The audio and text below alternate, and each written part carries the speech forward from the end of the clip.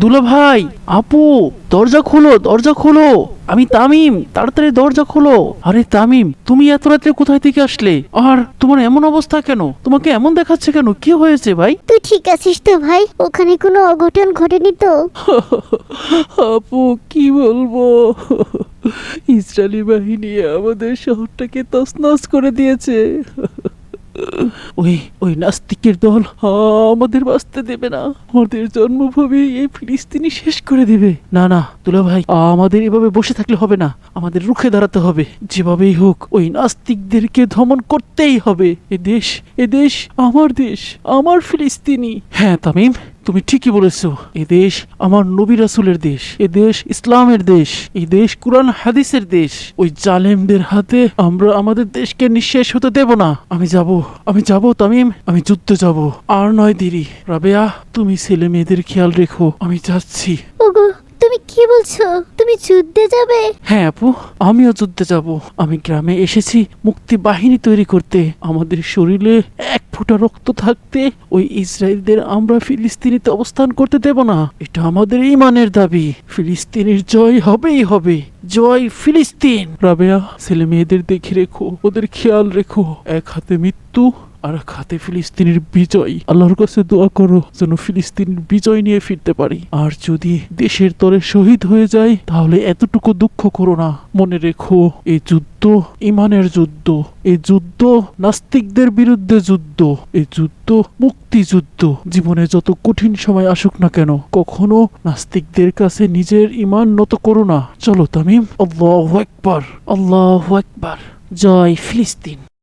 এভাবে ফাতেমার বাবা সহ গ্রামের আরো অনেক মানুষ যুদ্ধে চলে যায়। এদিকে ইসরায়েলি হানাদার বাহিনী ফিলিস্তিনি শহরের বিভিন্ন এলাকা ক্রমে ক্রমে ধ্বংসস্তূপে পরিণত করে দিচ্ছে। গ্রামের অঞ্চল যেন জনশূন্য হয়ে পড়ছে। পরের দিন সকালে মা, ও মা, বাবা কোথায়? বাবাকে দেখছি না যে। কেন রে মা ফাতেমা? তোর বাবা একটা বিশেষ কাজে শহরে গেছেন। ও আচ্ছা, ঠিক আছে মা, তাহলে আমি স্কুলে যাই। ফাতেমা, স্কুল থেকে ফেরার পথে তোর করিম কাকুর দোকান থেকে আমার কথা বলে কিছু ওষুধ নিয়ে আসিস। তোর ভাই আলামিনের রাতে অনেক জ্বর এসেছিল। তোর কাকুকে বলিস আলামিনের জ্বর এসেছে, কিছু ওষুধ যেন তোর কাছে দিয়ে দেয়। ঠিক আছে মা, আমি যাচ্ছি তাহলে।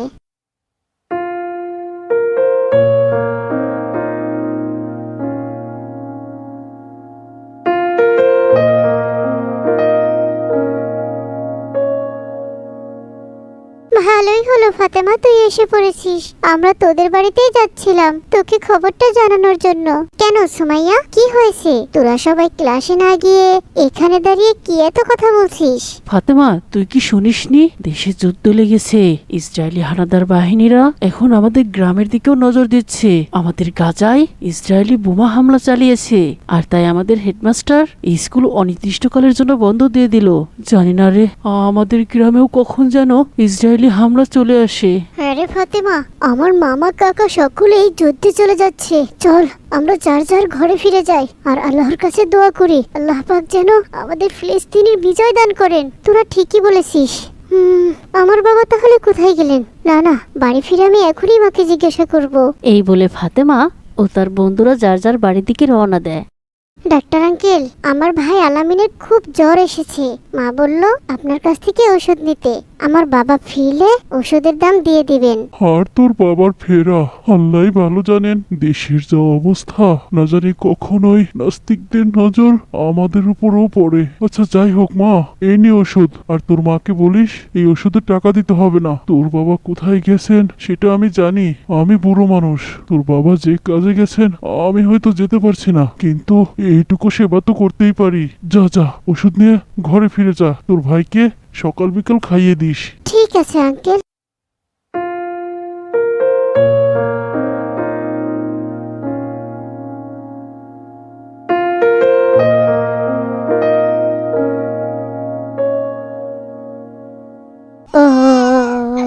কাঁদে না কাঁদে না কাঁদে না শোনা, কাঁদে না।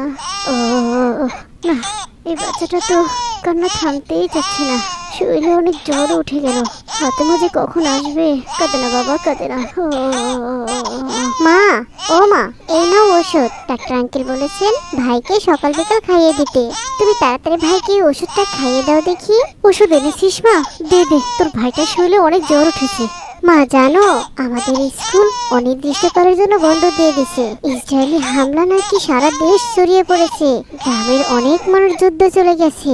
আমার বাবাও কি যুদ্ধে গেছে মা? হ্যাঁ রে মা, তোর বাবা তোর মামাও যুদ্ধে গেছেন। জানি না তাদের এখন কি অবস্থা। হে আল্লাহ, তুমি আমাদের দেশকে রক্ষা করো, রক্ষা করো আল্লাহ। সকল যোদ্ধাদের তুমি হেফাজতে রেখো। মা, ইসরায়েলরা কেন যুদ্ধ করছে আমাদের সাথে?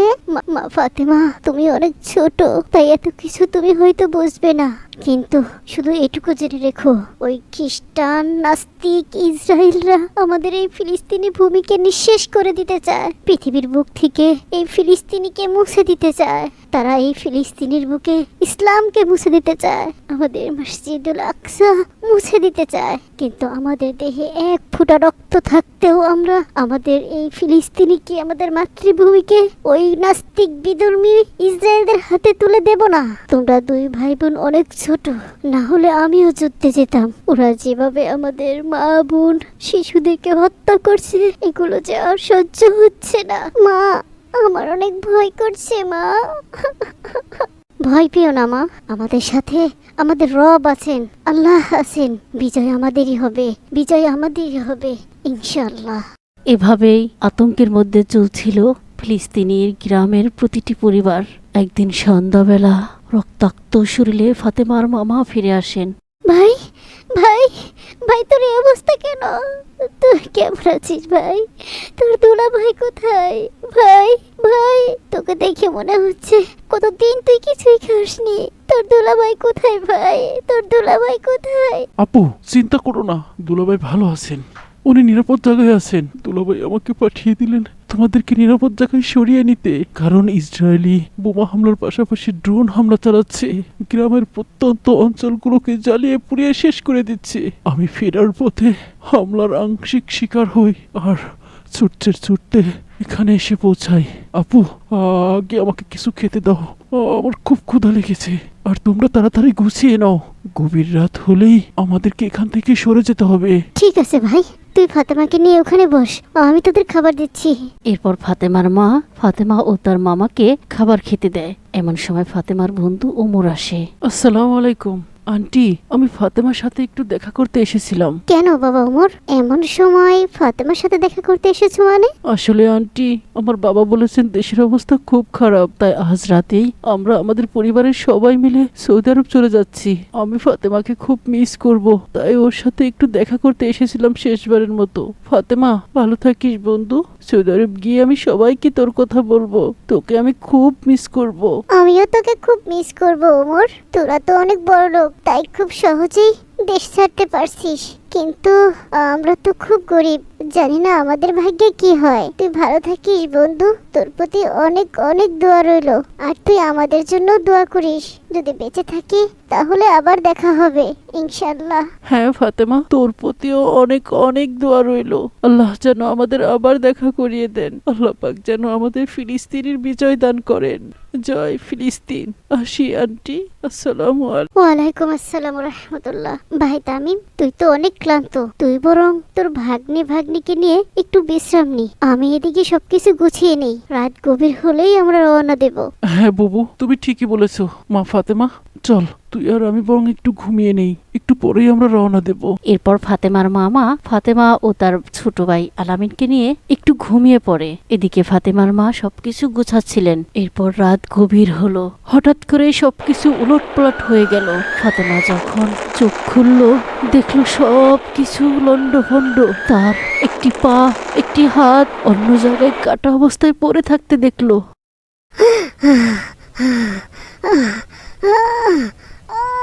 আমার আমার হাত, আমার পা পা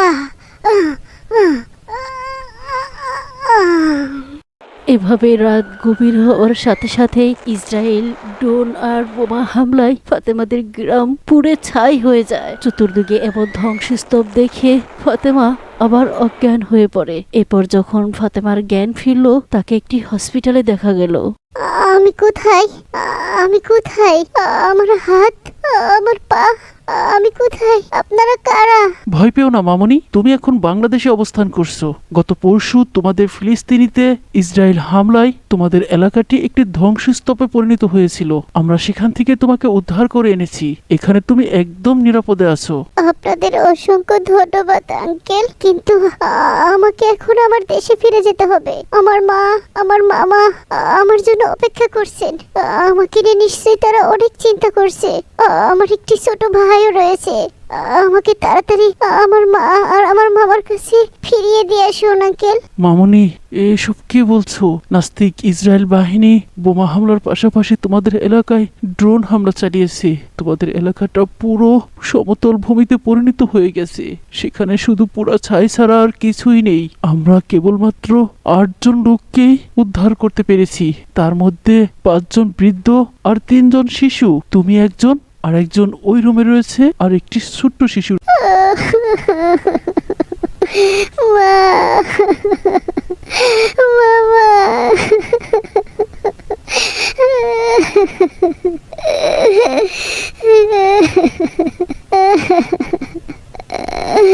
ওই নাস্তিক ইসরায়েল বাহিনী আমাকে এতিম করে দিল, আমাকে পঙ্গু করে দিল। কেঁদো না মা ফাতেমা। আল্লাহ নিশ্চয়ই তোমার মা আর মামাকে জান্নাতুল ফিরদৌস দান করবেন। তারা দেশের জন্য শহীদ হয়ে গেছেন। তুমি পঙ্গু হয়ে গেছো, কিন্তু বাংলাদেশের সরকার তোমার মতো অসহায় ফিলিস্তিনি শিশুদের জন্য থাকা, খাওয়ার, চিকিৎসার সুন্দর ব্যবস্থা করেছেন। তুমি এখানে খুব ভালো থাকবে মা। ডাক্তার আঙ্কেল, আমি ওই শিশু দুটিকে দেখতে চাই। আমি দেখতে চাই, শিশু দুটিকে আমি দেখতে চাই আঙ্কেল। আমার একটি ছোট্ট শিশু ভাই রয়েছিল, আমি দেখতে চাই। ঠিক আছে মামনি।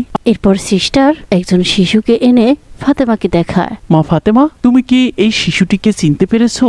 এই কি তোমার ভাই? না আঙ্কেল, এই শিশুটি আমার ভাই নয়। আমি এই শিশুটিকে চিনি না। সিস্টার, আরেকজন শিশু যে রয়েছে তাকে নিয়ে এসো, আর এই শিশুটিকে আইসিইউ রুমে যত্ন সহকারে রেখে এসো, আর সবসময় খেয়াল রেখো। জি স্যার।